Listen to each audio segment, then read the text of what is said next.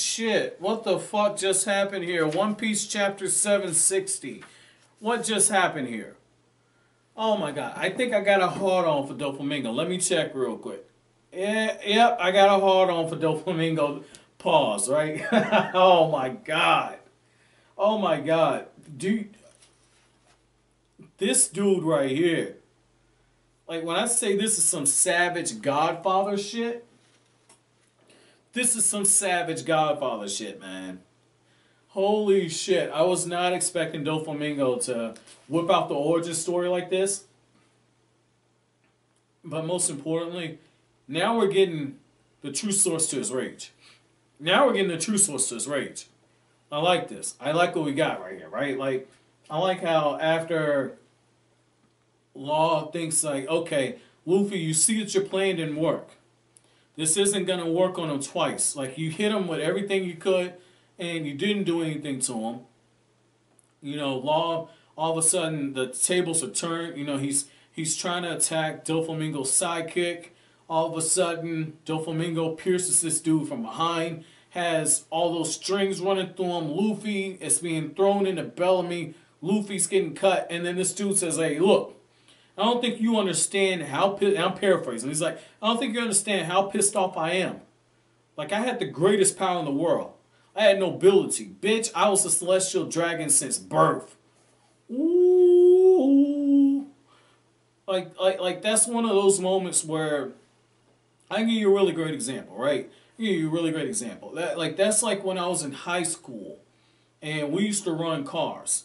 And we will always go out to the avenue. I'm not going to say street name simply for the fact that there are people who still do burnouts in the parking lots there, and there are people who still race there. But we used to go to this avenue, and everybody would run their cars, or they would go out to the trailer parks and run out that way, or they would go further down into the industrial area. But the thing is, well, they go out to the country roads. But the thing is like, there was this one time where we didn't realize that this dude, he had one of those F-bodies. We didn't realize this dude had put a Terminator engine in that bitch. We didn't realize it. And so when his ass is going through and all of a sudden it's just like, there's no fucking way. And then we see what this dude's making. It was the ultimate sleeper. It was the ultimate sleeper. And it's actually something that inspired a friend of mine to work on a building. It took me a while to build it. We were in high school, and by the time I was a sophomore in college, he had actually finished it. But it inspired a friend of mine to take a 2002 Chevy Camaro and drop a LS7 in it. So that's the Corvette engine. That's the Corvette. I believe that was the no, it was the LS9. LS9. Like, that's the Corvette engine. I want to say that's the one that's in the 06 from the 6th generation Corvette. It's either the 5th or the 6th generation. I can't remember which one it was, but he dropped it into that 2002. Had to move some stuff around, some welding and everything, but he's got a hell of a sleeper. And so I said that to say, this is what you got right here. Doflamingo dropped the bomb. Like, we got the hint that, you know, celestial nobility and everything, but when I say the hint, I didn't know that the rage ran this deep. And so when Doflamingo starts talking to Luffy, he's like, the fact that you punks even thought that you could come up to me, that you could test me, you're out your fucking minds. Do you realize what you just did? Do you realize what you just stirred up inside of me? And he says, do you remember, and he's talking Law, he says, do you remember my least favorite thing in this world, Law? It's being looked down upon. He says, the fact that you miserable brats thought, even for an instant, that you could actually beat me is the highest disgrace. Understand this. I am of noble blood in this world, a celestial dragon. I possess the rarest of powers, nobility by birth. However, one day my father decided that our family should give up the greatest power there is and come to live in this cesspool of a world. Live like a human indeed. Indeed, what a stupid old man. And you got Doflamingo sitting there going, like, he's like, hey, where are the slaves? Let's go buy some. He's like, Father, how come they're not acting this way for me? And you got the people saying, it's a celestial dragon's family. Don't kill him yet. Let him suffer long and hard. And Doflamingo says, like, by the time I was 10 years old, I experienced heaven and hell. You have no idea what the fuck I've been through. And for you to come test me like this, you've lost your fucking mind. I'm about to go in dry on you. And that's what happened. And we find out that not only did he kill this dude, but he cuts his father's head off, takes it back to the Celestial Dragons, and basically says, like, look, this fucker's done. This fucker is done. I want my spot back. And they turn their back to this dude, and it's just like, now you see why when Law said, like, we're going to make this dude step down, he's going to be another pirate. Now we really see why Doflamingo reacted in the way they did. That was a hell of a slap to the face.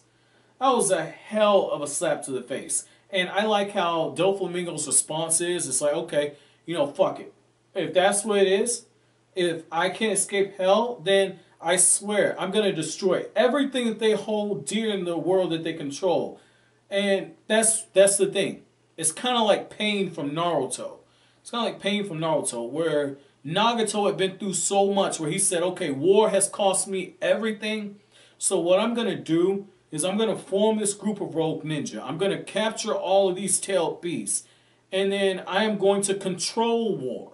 And I'm going to stop the fighting by making people realize the pain that comes from war. And then as they go through and the peace runs out, and then they decide they want to start fighting again, once that happens, I'm going to say fuck it one more time, and I'm going to unleash more pain and sustain the peace in that way.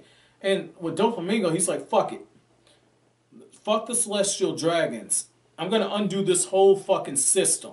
I'm going to turn this shit on its head. And he's basically saying he's going to reshape it in a way that he wants it done. That is some G shit right there. That is some G shit. And like the panel that Oda has when he says, however, one day my father decided that our family of four should give up the greatest power there is and to come live in this cesspool of the world. The way that Doflamingo is drawn and the way that he's shaded out is showing that he's literally struggling with the darkness that's inside of him that's coming to the surface. That is so artistic. That is so artistic what Oda did. Like, Doflamingo is shaded, but the background is white. Like, the contrast. The contrast. It's like he's struggling to contain his fury, and this dude's smiling all the time. He's smiling all while this is happening. Oh my god, that is brilliant. That is brilliant.